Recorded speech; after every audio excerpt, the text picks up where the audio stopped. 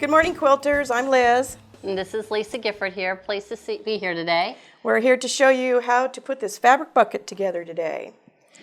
So we got all the supplies here that you would need in order to make this fabric bucket. First thing you're going to need is you're going to need our pumpkin set. I've got it here laid out, everything that comes in with that set. You have the 9.5-inch pumpkin, a 7.5-inch pumpkin, and a 4.5-inch pumpkin. Each pumpkin has 3 pieces. The middle piece you place on the fold, and then we have the 3 different size leaves. Also, something that's going to be needful would be a rotary cutter. I've got a Martelli 45, but you'll also find that a 28mm will also work quite well for what you're going to be using it for. One of the straight rulers. Yep, going to need a straight ruler. Some fabric. And the fabric we have chosen, you're going to need 2 pieces. One's going to be for the inside of your bucket, and one's going to be for the outside. They are 18 inches cut with the fabric. You're also going to need some scraps. We got a fat quarter for the pumpkins. We got a 10-inch square for the leaves, and we got just a 5-inch square for your stem. We're going to show you how to make the stem freehand. We also have 33 inches of your heat bond feather light, and we have a 1/2 yard of your fusible fleece, 18 inches wide by width of the fabric, which is about the same as the fabric, 44 inches, 44 wide. Yep, and you're going to be fusing that onto one of your pieces. So you need to choose which one you want to have as your outer fabric, because this is going to be used as sort of like a stabilizer for appliquing your pumpkins onto your outside piece. So whichever one you choose. Here we're going to choose that one outside. We're going to choose this one for the outside. Okay, so we're going to go the opposite of what we did before. We're going to have this little checkered fabric going to be our outside, and this is going to be our lining for it. So in order to start, you'll just have your fabric, get it pressed out nice and neat, get everything all ready to go, because once we start with that process, then we will go ahead and start with the fusing of the stabilizer onto your outer fabric. Cut your selvages off. Don't need those in this. Let's move all this over here. The first step that you do is after you iron your fabric, you need to cut the selvages off. We take 1 inch off, and that way you have a nice clean cut to your fabric. Next step is you're going to iron your interfacing on. Let me cut the selvage off of this one for you. Once you get both selvages, you're ready to put interfacing down.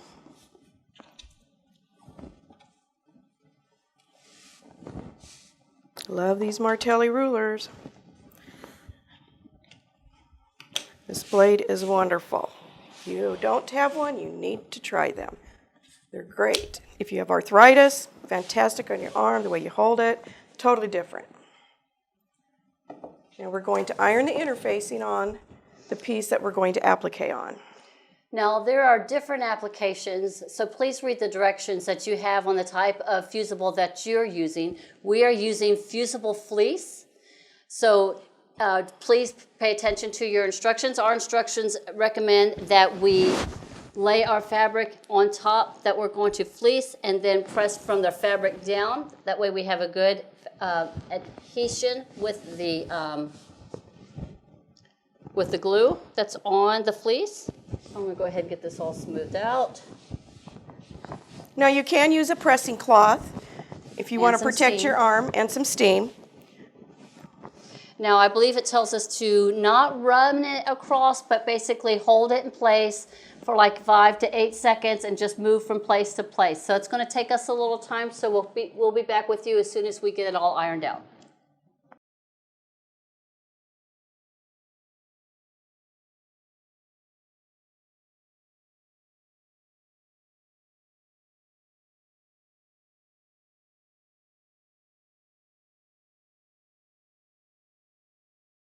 Okay, so the fusible fleece is completely ironed on, and you'll notice that we had a little bit of an over, so we went ahead and trimmed that little bit of extra off and just kind of set it aside for another project. So this is all ready to go. So the next thing we need to go ahead and iron is our fusible featherweight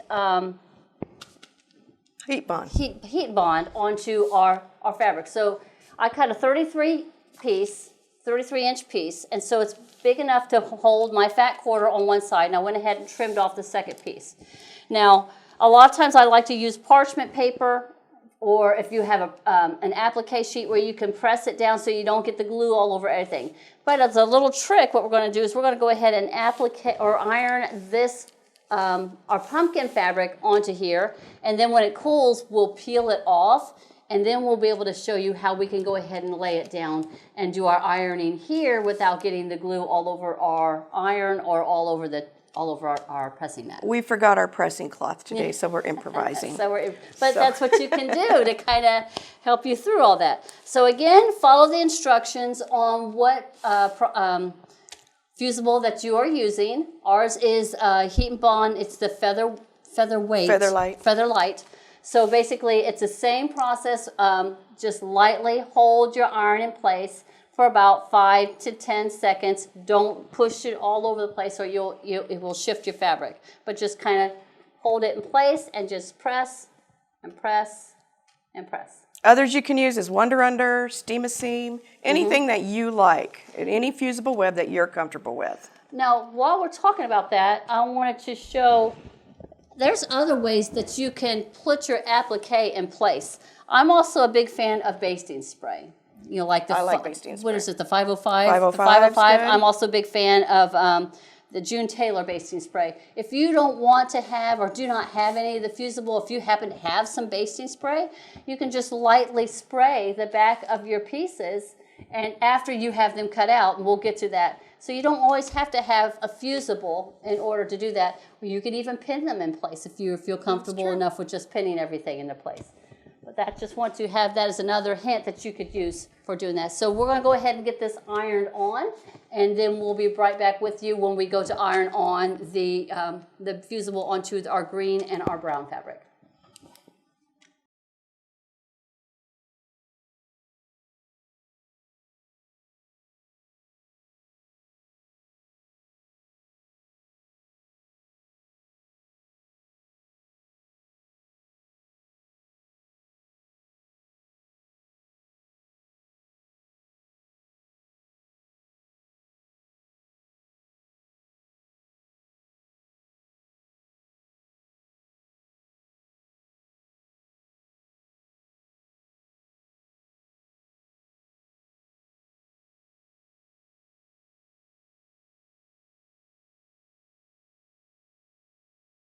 So now we're going ahead and I peeled the paper off of the pumpkin fabric, and then I went ahead and laid it down with the shiny side down so I can go ahead and use it so I could go ahead and adhere the glue to our stem piece and to our leaf fabric.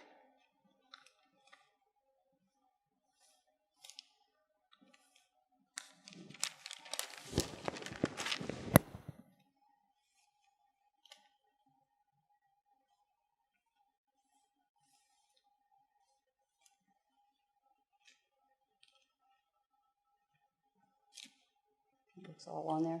Okay.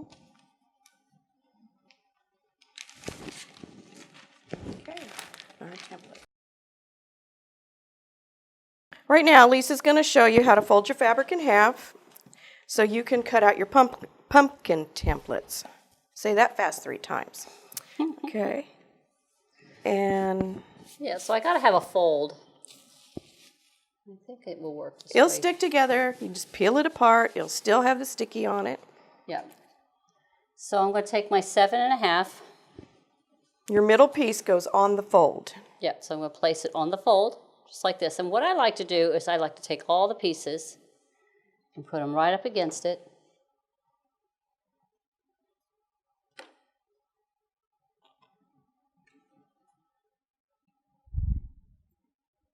It's close. Like if I have a pattern, like this has a pattern in it, this is the grunge motor dot.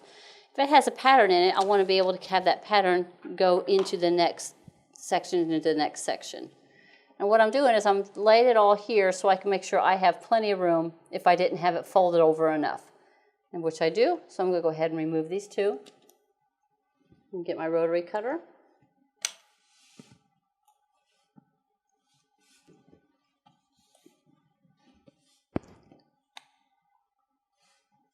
Turn it too much. I'm going to go ahead and I'm doing a little bit awkward, but I'm going to go ahead and go around. have my blade right up against my template. Don't move it. Keep it into place. Lock my cutter. I'm going to take my next piece and I'm going to slice it right up against here. I'm not moving it out yet. Now that I have my piece where I want it, now I can pull this section out. So now I'm only going to be cutting now right here.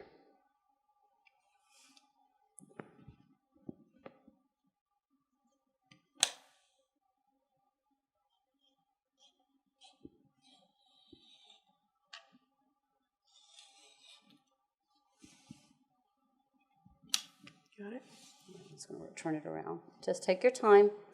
We're not in a race.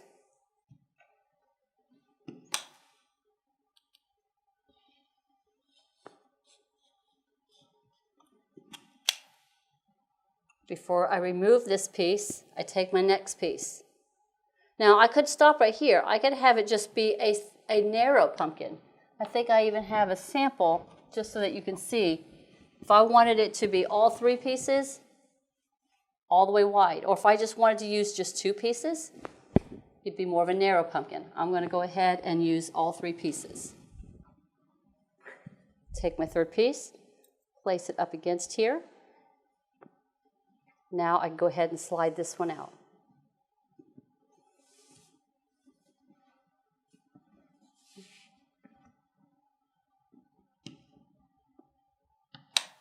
These templates are so great because they just stick to the fabric.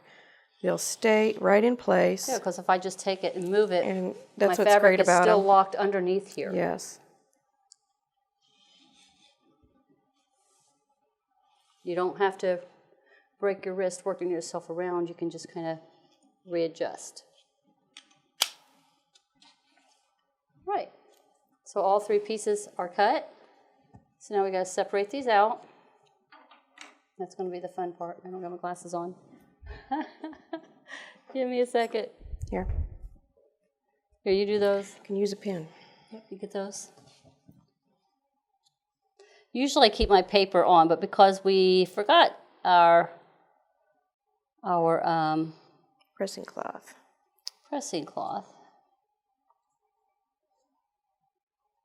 you just got to separate them out, just like that.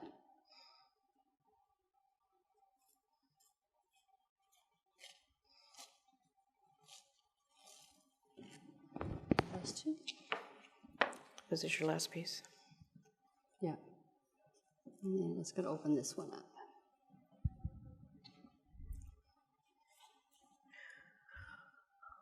What we'll do next is you're going to take your bucket fabric, you're going to fold it in half. Okay, just like that. You're going to lay it down. Lisa and I like a 3.5 inch corner cut out. So you'll take your square, mark your 3.5 inch corner and cut it out. That way it gives you an idea about where your bottom is. And then you'll know exactly where to put your pumpkin. And you figure how much you want to fold over. Yeah, so that's how I figured out the placement on this one here. Was I knew I had 3.5 inches that I was having to come up. So I did that. And then I figured, okay, I know it's going to be folded over. So I wanted it somewhere in the center of that section. Sort of like it is here, like I did here. So I went ahead and I laid out the entire pumpkin onto this piece with the leaves and with the stems. So I'm going to let you go ahead and start on the laying of that out. And I'm going to go ahead and cut out some stems and some leaves. You can use 3 small pumpkins, all 3 sizes, 2 mediums. It's totally up to you what you want to use. Yeah, we've decided on this one, we're going to use the medium and the small leaf template. So we're not having to fold our fabric. So I'm looking at what I like in my fabric, what I'd like to have on my leaf. I'm thinking I'm going to avoid this right here, but I think I might like a little bit of that blue. So I'm going to kind of set my templates right here. I'm going to go ahead and cut out a section.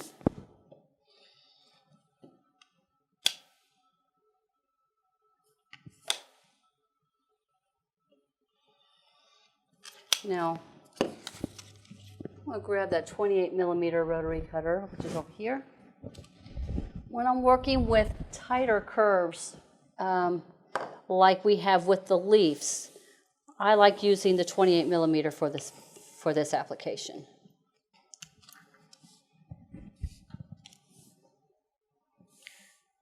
Now you lay it out to what's pleasing to you. I like to overlap the pumpkin pieces a little bit, so when you iron them on, they'll adhere, and then when you're stitching, it kind of gives it a little, what do you call it? Support in the back as your thread's going through. I just lay them over just a tiny bit. But then you don't see what I had worked so hard. Well, right there, when you make your thread, it'll come down, and it gives it highlight. Okay. It's my pumpkin, leave it It's alone. your pumpkin. How I did mine was I matched up my dots, and then I just did my thick lines between. So we can, the thing is, you can do it any way you want. There is no wrong way. There is no right way. Whatever you feel comfortable with, because it's your project. So it doesn't have to be judged, but there's nobody policing you or telling you, well, I don't like it that way. You can do it whatever way you want. She? I did.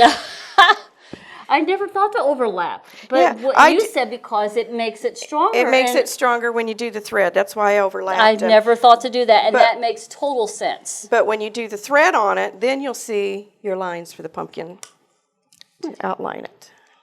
Right here is one leaf, and here is 2 leaves. Okay. Let's see.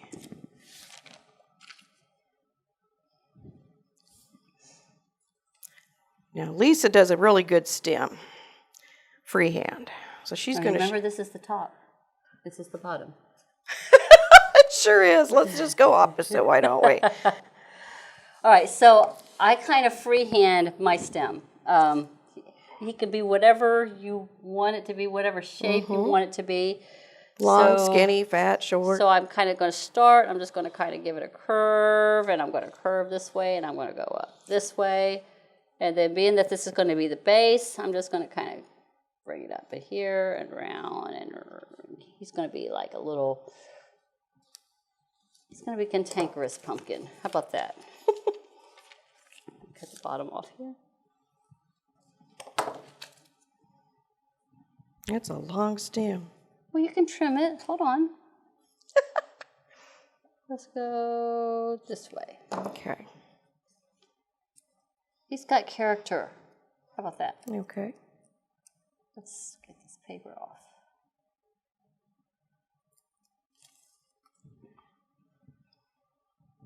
Want to tuck him underneath? Yeah, tuck him underneath. He fits there. Okay. Now remember, we got our thing that's folded down, so we might have to, we can bring him over to the side. There you go. We can put a leaf. Oh, let's see. How are we going to do that? Kind of like that? I like to have, sometimes it, like you can tuck him a leaf behind to make it look like there's a leaf behind the stem. Okay, we're going to tuck today. And tuck one down into the pumpkin, because you know how a pumpkin kind of curves in. Yeah. Then you can take this one and just kind of, There you go. you can be behind the stem like that. One's behind it, one's in front of it. There you go. What do you think of that? That looks good. It's yours. There you go. So, now you take your parchment paper, pressing sleeve, whatever you're going to use, and you're going to move it. get them all secured down. Don't slide your iron because you could accidentally move the piece. It's better to lift it up and press down. You're safer doing that. And once in a while, these little pieces like to come up while you're sewing. Just press it down with your finger. They'll stay in place. Yeah, because they do have the glue behind them. Let's see if that... And there you go. Yeah, Pretty much. Try hit my. Right there. You know what? I Right think the there. little glue came off of that one, so that might not be there. I may not. Okay. So a little basting spray would work. That's true. Yep. When we tap a little basting There right we there. go. I did that so you could show the basting spray. Oh yeah. So so we're going to just touch a little basting spray right there on it, There and you it's going to go. hold it right back there. Right It's in going to hold it place. right in place. And there you go. Yeah. And next, we'll show you how to sew the bag up, cut the corners out, and applique your pumpkin on. Okay, now we're going to applique your pumpkin onto your fabric. This is a good time to use any decorative stitch you want to try on your machine. I use a zigzag or a button blanket stitch. It's totally up to you. It's your pumpkin. So we're just going to do a zigzag stitch here.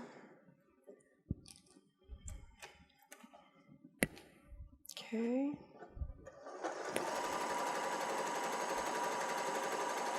Just follow the lines of the pumpkin.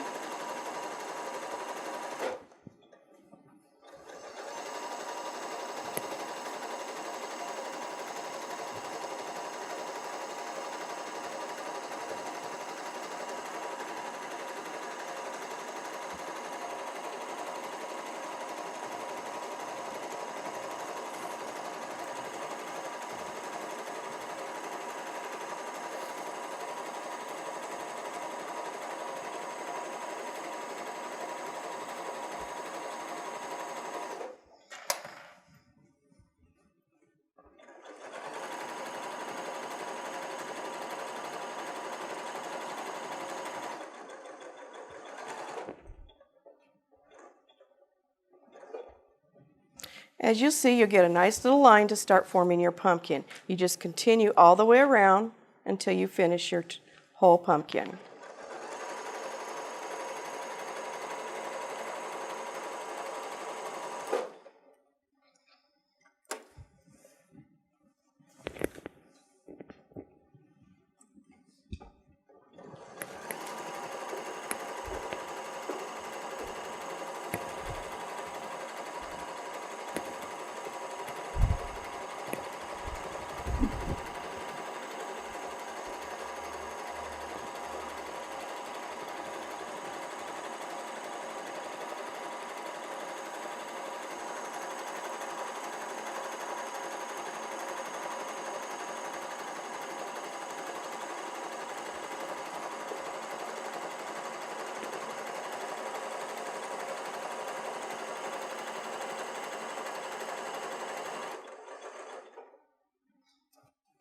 So far you got the middle.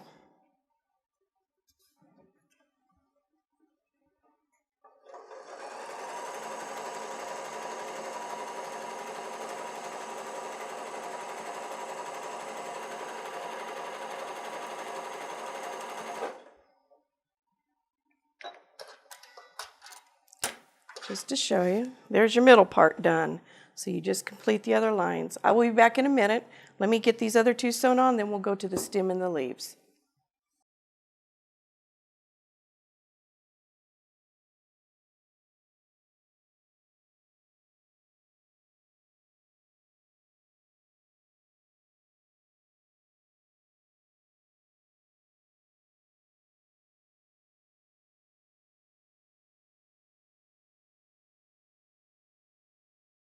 Okay, well Liz just finished her blanket stitch and she wanted me, or the zigzag stitch, and she wanted me to go ahead and show you the blanket stitch for the leaves and for the stem. So I'll be right back with you in just a minute. Let me go ahead and get my machine set up. Okay, so we're going to go ahead and do a blanket stitch around the pumpkin stem, and I'm going to do a blanket stitch around my leaves. So I've got my machine all set up. Now what I like to do is I like to go ahead and drop my needle right down to the edge of where I'm going to start and get my thread out of the way, and that way I can see where it's going to be. Over my foot and off we go. I like to keep my needle right against the edge. Let the machine do the work, and I just move the fabric as I'm going around.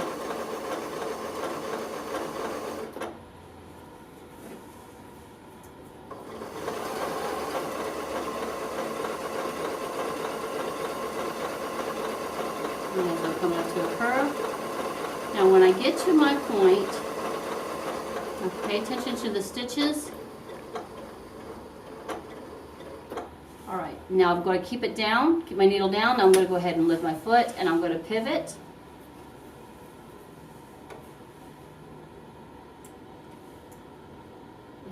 I'll start.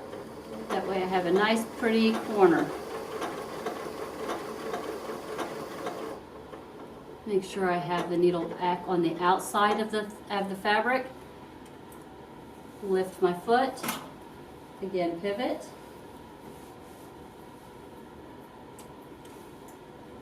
And then keep the needle where it always hits on the outside. And then work it the rest of the way down.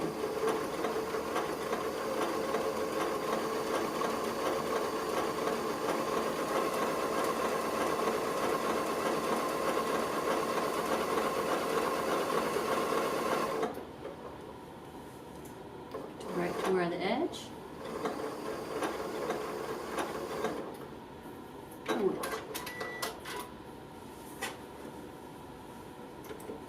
Alright, so there is a pretty blanket stitch that goes all the way around. Now we're going to go ahead and change our threads, and I'm going to go ahead and twirl these. So I've chosen green. Take me just a second to get it changed out for you. Okay, so we finished up the stem. Followed it all the way around with my brown, stopped and did a good locking stitch at the end. Now we're going to go ahead and do our leaves. I've changed my thread to a pretty green. So we're just going to, again, what I like to do is I like to set my needle down right at the very edge where I'm going to start. And one of the things I want to talk about is when I get to a point, because this is a little different, I'm coming up to these little points here. So I pay attention to the stitch count, and as it's doing the down and then the 2 over, I wait till it gets to where it's at the down and it's at the right at the very edge before it starts doing the double stitch.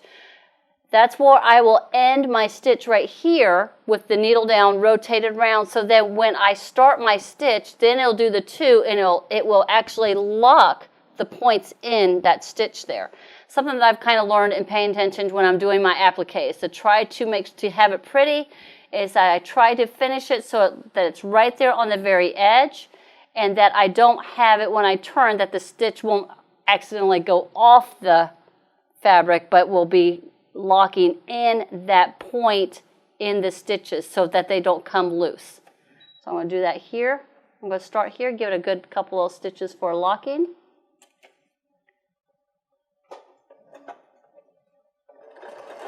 And then I'm going to, again, let the machine do the work, and I'm just moving the fabric. Making sure that my needle is going right there at the very edge of my leaf. Now I'm coming up to that point.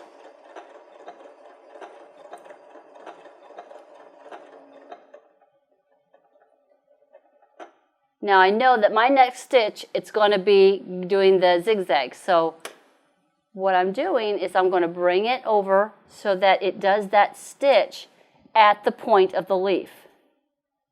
So I'm going to, there, and it did it, right back.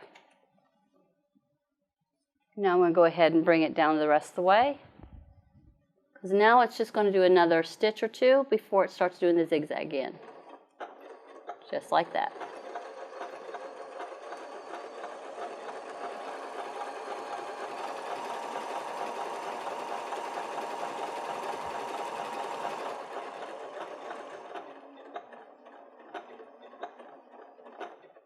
Do a locking stitch, and then go ahead and cut my thread. I'm going to go ahead and repeat that process with the next leaf. I'm going to drop my needle right where I want it to start, and then I'll lower my foot, do a locking stitch before I start, and then go ahead and let it go. I'm turning the fabric to keep it right there on that edge. When I'm doing a little bit smaller piece like this, I kind of go a little bit slower.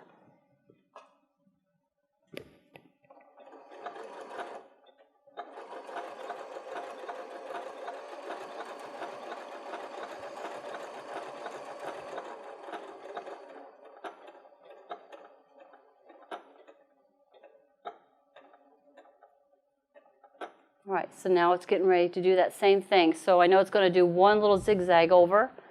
So I'm bringing it so that it just does that one stitch on the edge, on the very tip of my leaf. And then let it come back. Now we're going to go down to the rest of the way to the little last piece that I have here.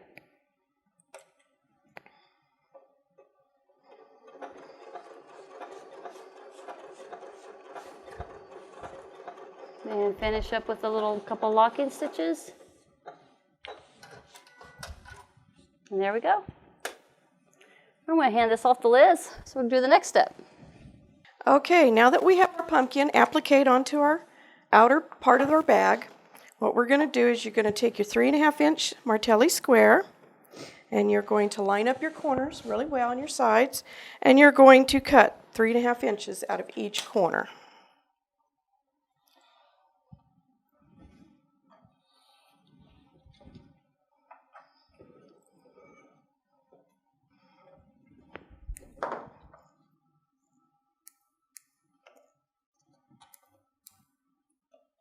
This will make the bottom of your bag squared off.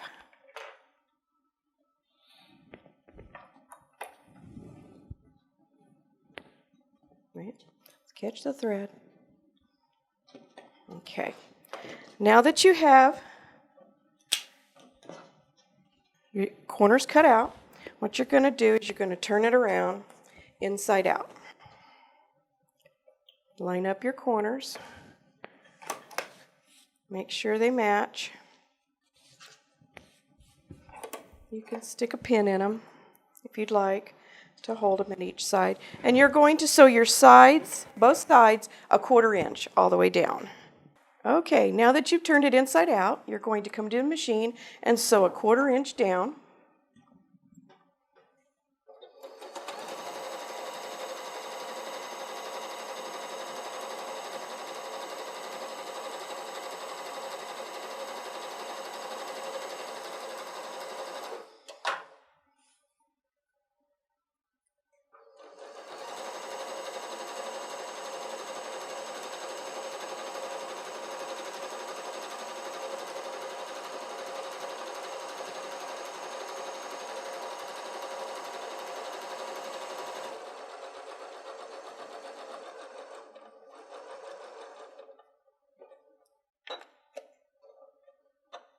I do a locking stitch. All right, and then continue to your other side.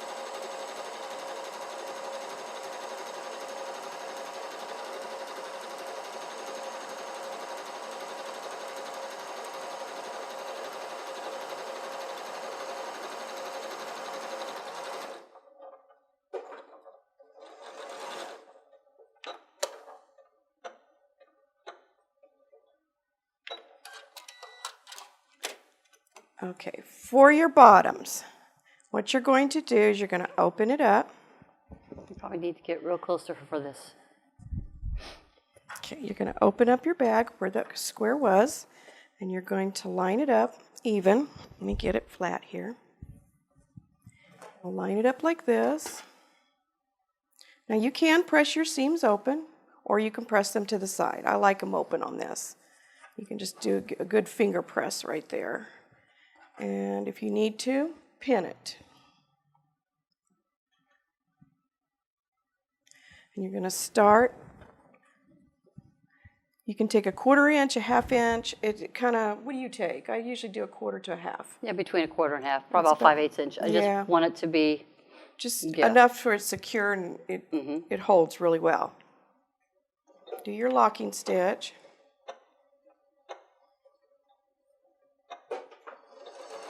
If your machine doesn't have a locking stitch, just zigzag, go back and forth a couple times just to hold it.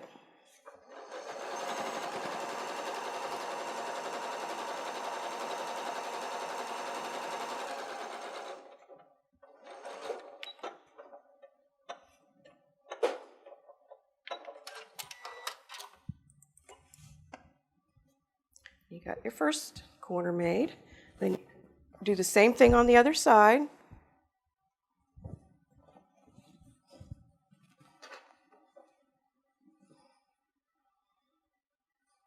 Good old fingerprints.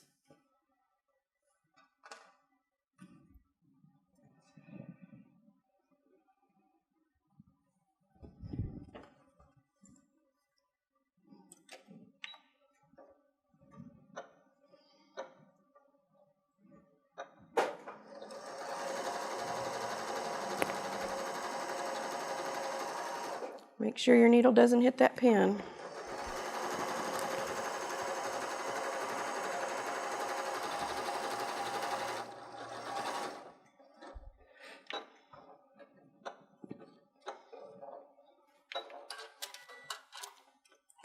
And you've boxed your corners for your bottom of your bag. Okay, here's your bag. You poke out your corners, and this is what it looks so far. When you use a 3.5-inch square, you are basically making a 7-inch base bottom. So it's kind of big on the bottom, so that's going to hold a lot of stuff. Now what you need to do is take your lining fabric, cut your corners out just exactly how you did your bag, turn it inside out, and you're going to the sewing machine. You're going to do the exact same thing to your lining fabric. I will be back in just a moment. Yeah, we're going to put our right sides together. Right sides together, yes. This is now your lining. So yes. That may So you just match your... do the exact same thing, pins. just a repeat of this one. Exactly. I'll be back in just a second. Let me sew the sides up. All right, when you're sewing your lining up, you sew one whole side. The other side you're going to start, make sure you back stitch or tack, whichever your machine has. Come up about 4 inches. You're going to stop and back stitch. You're going to leave an opening about a hand width, maybe a little bit bigger. Then you're going to start sewing again, but make sure you back stitch or tack your fabric. You got to leave an opening so you can pull your bag through. Yeah, this is very important. Very important. You don't leave an opening, you can't get your bag through. Yeah. Okay. All right, we've sewed our lining, the bottoms, and we've got our opening here. Also, I wanted to let you guys know, if you want a little bit stiffer bag, you can put interfacing on your lining if you'd like. On both. On both. Yeah, put it on both. You can do it, you know, either way. You can use fusible fleece. Sometimes I use SF 101. That's really good. It's like a woven. So when you get your lining done, it is very important. Your bag has to be the right side out and your lining the right side in. So basically you're putting the two right sides together, but it's going to go over the bag. You're going to come back and you're going to match your sides with the seams. Let me grab some pins. I'll fiddle with it. Okay. Fit it in there. Now they should be about the same circumference, so it should just easily fit right in there. Just work it a little bit. And we're going to match up the seams on both sides, on the seams on the bag, the outer with the lining. We're going to drop a pin in there. I do about a 1/4 inch around the top. Yeah. And you have it. Just go. now we got to go to the sewing machine and sew all the way I'm around. going to put another pin or two right here and here. Yeah, I'll grab them. All right, you're good. Okay. Okay, so Liz stepped away because she needs an arm. So I know how to, I'm going to do it with on this flat top where I'm just going to sew it from the inside and around. So I'm going to go ahead and give it a good back stitch. Get my needle out of the way and just, and off we go.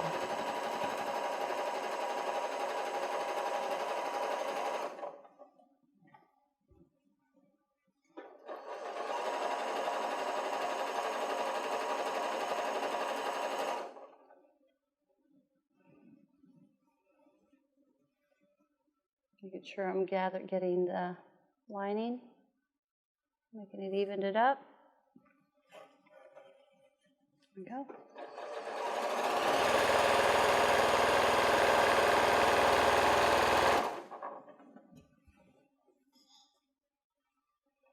Coming up on that next needle, go ahead and pull it out. Making sure we're evened up.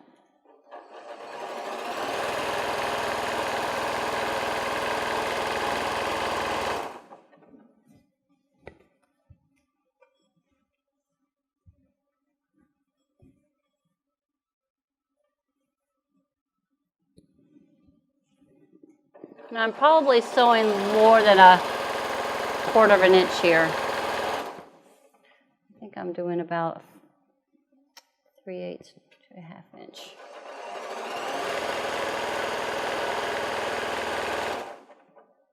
And we're almost to the end.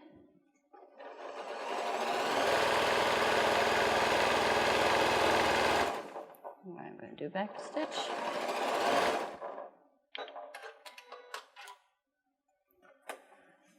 I'm going to check it, make sure I've cut the fabric all the way around. And we're good to go. There you go, Liz. Let's go ahead and flip her out. For you quilters who like to use your arm, use your arm. I'm not used to not using it, so everybody sews different.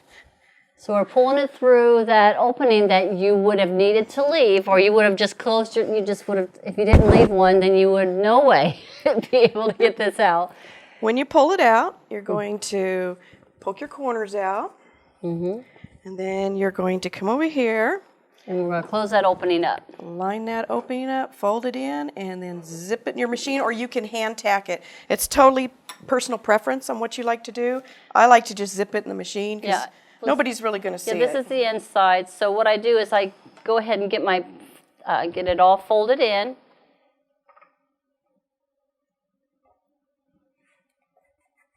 Finger press, make sure everything is all tucked into there. And then I'm just going to sew like 1/8 of that inch right against that edge. Get right here, and I'm going to start about right about here. And then just kind of work it in and just do about 1/8 of an inch. I'm going to do a little back tack. Just to hold it in, because this is just not going to be seen. This is the inside of your bag, unless you want it to be reversible. You could do that. True. Yeah, this bag could be reversible.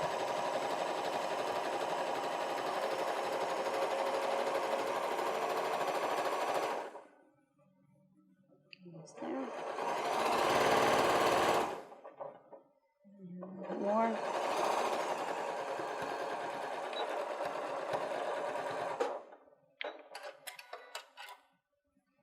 And I'll go ahead and make sure we caught it. Yep, caught it all the way down. Ready to go. Now what we're going to do is you take your inner lining, going to stuff it in your bag, bring it up. Now you can finger press this, you can take it to your ironing board. It's really personal preference. You could even top stitch it. You can top stitch it. I like to top stitch mine to hold it in place. But technically your bag is about finished. We're just kind of smooth Just smooth it this out down. down here. And if you want to slide it on your ironing board and give it a press, you're welcome to do that. I just kind of finger press all the way around and then top stitch it about 1/4 inch. You want me to go ahead and do a top stitch? Yeah. All right, I'll be glad to. Thank you. Kind of smooth it as you go. I can do that.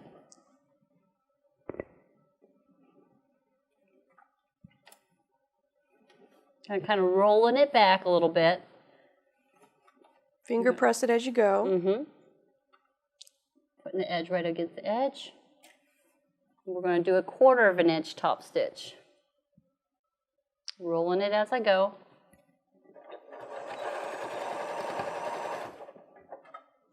That extra bulk of fabric you see her pushing, it will go down in the bag. Yeah. And it'll fit perfectly.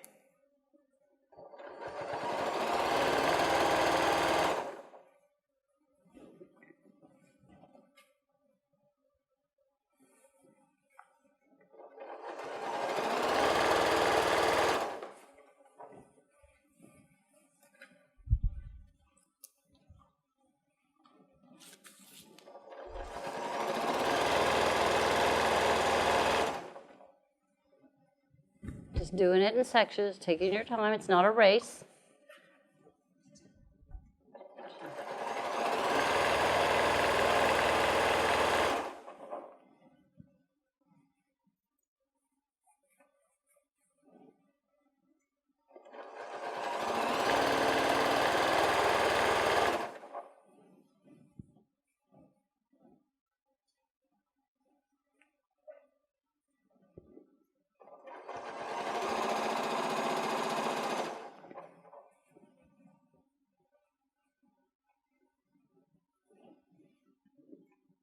You know, it's going over a seam, so it's kind of thick right there.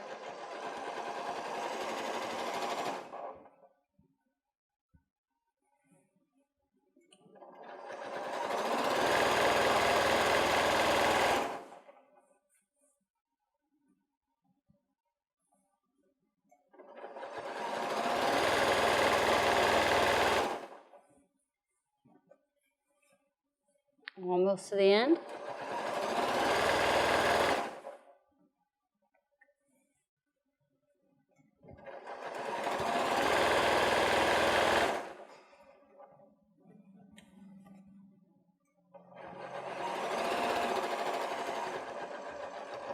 And go ahead and back stitch, and then cut your threads.